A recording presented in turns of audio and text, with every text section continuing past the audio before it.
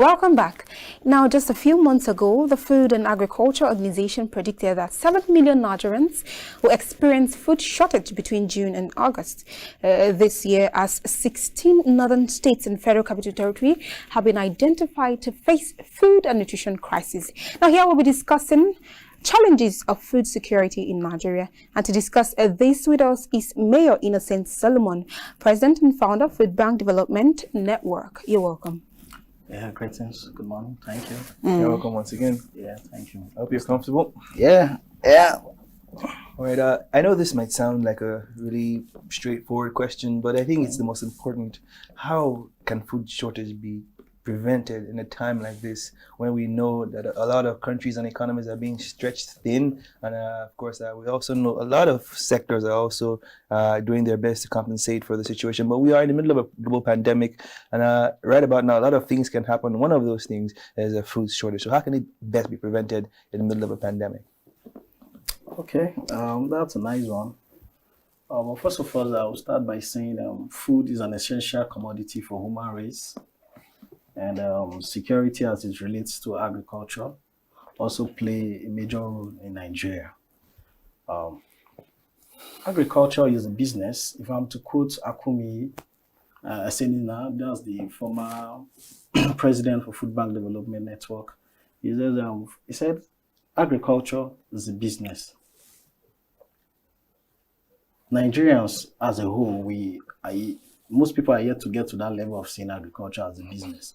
Whereby if you say you're a farmer, they have a face on you. They look like, at you? Yeah, Yes. like that's a dirty job. And I know. But actually, agriculture has really impacted a lot of great men's life. If you read the history of most of the great men so far we have, you'll see most of them came out from a background whereby their parents brought them up from agriculture. Yes. Food shortage can be prevented through the medium of encouraging vast agricultural cultivation, production process, and packaging. Currently in Nigeria, we have short numbers of food storage. Or silos. You understand? And also, I think one of the major problem people have really been shouting about, I don't know if you've come into your ears, the increase of price rates Retail of food foods, items, yes. especially when it comes to rice as a whole. So I think these are one of major challenges the federal government really need to come in some areas, which I believe it's going to come from most of your next questions. Okay, now food banks have become, the first line of response to problems, of hunger and food insecurity and all that. How has this, helped to curb food insecurity in Nigeria? If you take a look at Lagos State during this crisis of pandemic, I think the top number one when it comes to the activeness of food bank. The activeness of food bank during this COVID-19 was really outshined. So if I'm to say, for instance, Nigeria, with the recent closure of the border, it has encouraged agricultural products to be utilized in terms of the marketplace. Food bank in Nigeria has stepped up the recent challenge, knowing the setback in insecurity due to well-planned distribution of food, not well managed. Okay, you know that this current global pandemic COVID-19 has really done a whole lot on us. We spoke about how to store the food and all. What about people that are not well informed on how to be able to preserve their food in order to, for a long-term purpose? Do you understand what I'm saying? So how do they go about it? The key answer to such question is building more food storage. Building more food storage silos and processing plants to stabilize a formidable program. Especially in FCT. Secondly, provide agricultural implements to support a cooperative engagement of individuals with farmland cultivation on a robust platform. Yes. So I think with those, it can really help. But all of this is, if all factors remain equal. But we're aware that all factors are not equal at the moment, as we are right in the middle of a global pandemic. Now, in what ways has this really affected the food banks and, of course, the other means that we have to cater for such dire times? We know for a fact that movement in and out of the country has been restricted, and of course, to a large extent, even within the state, movement has been restricted to a large extent. So, how have we been able to, bypass all of these and get to a stage where we can be comfortable in terms of food security in Nigeria? Well, to come to your question, the government first of all did the necessity by providing some guidelines of safety, because the health and life is, I think, should be on every government, should be the first priority. So I can actually say it's affected food production because of, in terms of the restrictions. Okay. Yeah, and at the same time, the government actually realized after a month or 2 weeks, and they called down, they shortened down the process of the process of the lockdown. Okay. By saying, okay, well, farmers can go to farm. People can reach out to market for foodstuffs. So, but before then, actually, I had a friend who is into agriculture, livestock as a whole. During those periods, he actually lost a lot of livestock. You understand, because of the restriction as a whole. Because his residential area and where his farm is located were actually a far distance. So him moving from his residence to where his farm is located was actually a big challenge for him. You understand? So because of that, nobody to cater for the livestock, give the livestock medication and all that, and most of them passed out. So, but NCDC has actually tried in terms of their new guidelines concerning the COVID-19, which actually has relieved a lot of farmers and those who engage into agricultural business, like distributors, from doing their daily activities. Because farmer had this challenge of the goods was available, but the buyers were nowhere to be found. You understand? We are consumers. And most especially, we can't actually get directly to the farmers. Okay. So they are investors, people who buy in bulk. You understand? Yes. And they bring it to the marketplace to sell for the retailers.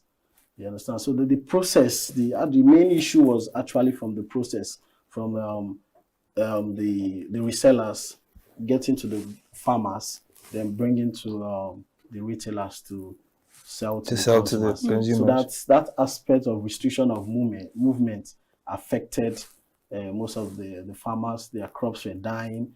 They had a lot of goods ready to be sold, but we are still in the middle of the pandemic. Of course, the pandemic is far from over, and a couple of agencies have forecasted, or should I say predicted, another measure which might amount to a lockdown. Do we have measures in place to protect these livestock and, of course, protect the interests of farmers and distributors alike, just in case, or in the event that another restriction should be put in place? Oh, the pandemic might be a blessing in a disguise or a cause for such policies. Talking about maybe the closure of the border. Now we should be looking at the positive side of engaging more industrial facilities to go into food production in different varieties for the minority. We look at skills acquisition in small scale production and also employment to enable youths who are ready to be utilized in the agricultural sector as an agropreneur. So I think that could really help. Go a long way. Yeah. All right. the first many countries to shut down their borders. You spoke about borders and all, thus restricting movements and all. So you know that most of the people that deal with productions and all are the minorities, those people that cannot even be able to, you know, fund the agricultural sector themselves. So what ways can we tackle food shortage at this period in time? Because every man needs to eat if we can survive the global pandemic that has befallen the country. Okay. First of all, the government has a big role to play in this area. Talking about the NISA loan that came through CBN, it's actually a top-notch to help in production of food items. And if you really look at the terms of the loan, they gave more to those going to agriculture sector. You understand? So I think what Nigeria has really adapted by providing this flexible scheme loan, I think for 3 years period, will actually help the agricultural production, and it will actually encourage a lot of people to come into agriculture, change their phase of agriculture. You know, agriculture is usually in FCT is differ in a way of if you're in the States, I feel it's more flexible from my experience. Now, Abuja soil, it's not compared to the soil you have in the States. Other part, So if they are to rare production has to be available for the buyers in the market, which one production is available, then the price rates will actually drop. So I think the loan scheme. Like, what is the fate of the minority when you're tackling this? Because they are still the ones that are at stake. Their lives is at stake. They are the ones that need the food more because they cannot provide for themselves as much as is needed, you know, at this pandemic, because everybody is observing the social distancing, stay at home, stay out of trouble, stay out of people, where people are crowded and all that. So what is their fate? Why the government is trying to bring a process or trying to provide a solution to that? What should be their fate? What should they look out for? What should they do? What should come for them? Well, the COVID-19 age often presents both a challenge and opportunity to people. Many lost their job, while some were employed. Some payrolls have been downsized, while some were increased. And some others' business shut down, while some startup businesses and some small farm. But despite the pandemic, you know, Nigerians has really been a survivor. If I'm to use the word survivor, because I feel the fate of the minority as a whole should be engaging itself independently from the government. Independently from the government, because I believe if we could really have that mindset, you know, government have a role to play. Yes, definitely. But if every individual can have a mindset that, oh, today I'm responsible for my feeding, I'm responsible for my being, taking care of my family for and my all. family. So even though you have a job, which we know in Nigeria, white collar jobs are not as flexible. So I feel every minority should have one or two small scale businesses. Or a small farm land to rear some livestock that can actually bring external funds. So if most of these little things are being implemented, I feel the fate of the minority will actually be positive. You mentioned something earlier on about food banks, and of course how they usually help in these dark times. But who exactly are they helping, or who exactly do they help, these food banks? Food bank survives by donation. Donations? And donors actually responded massively during this COVID-19 age compared to other pandemics in history, financially and more. But who are these food banks really targeted towards? I'm coming to that. So food banks lives by donations. You understand?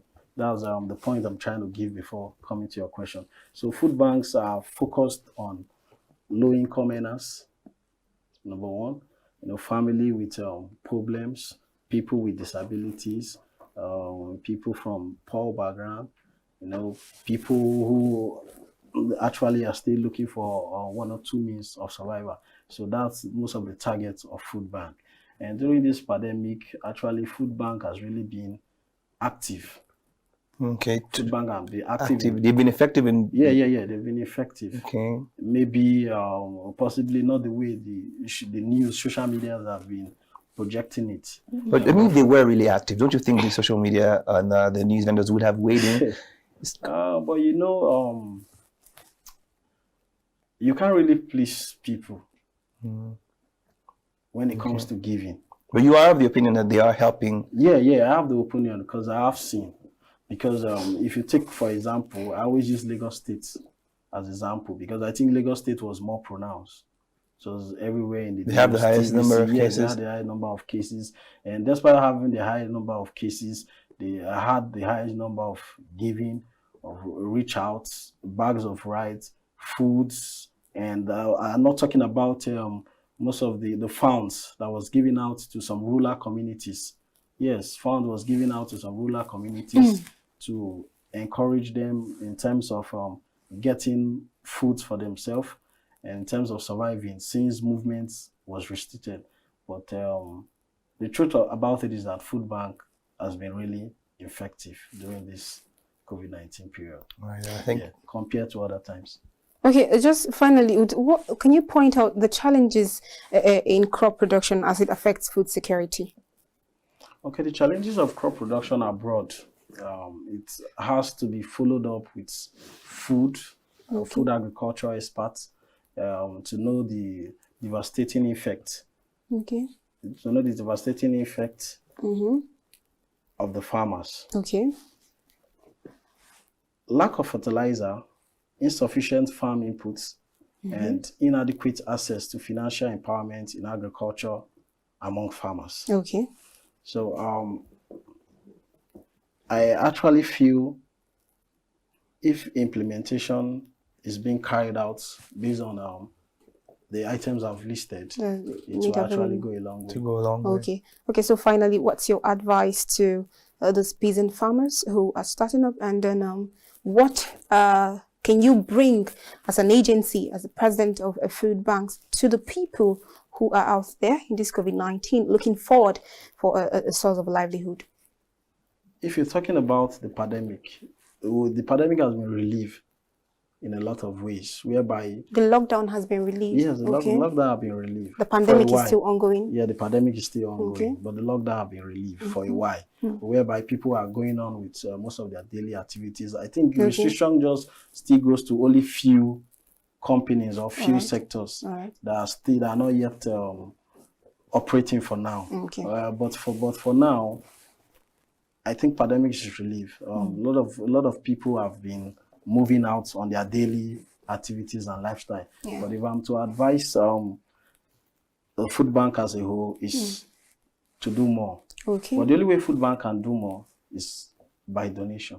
Just as I told you, food bank lives by donation. If food items are not being donated to the food bank, or financial supports are not being budgeted for the food bank, whereby the finance will be converted to food items. There is no how food bank can function. So that's why I was looking in an area whereby every state will have a food bank.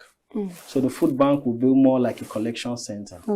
A collection center whereby people can come, masses, those in needs can walk into and request for food items. And if it's available, it's being given for free.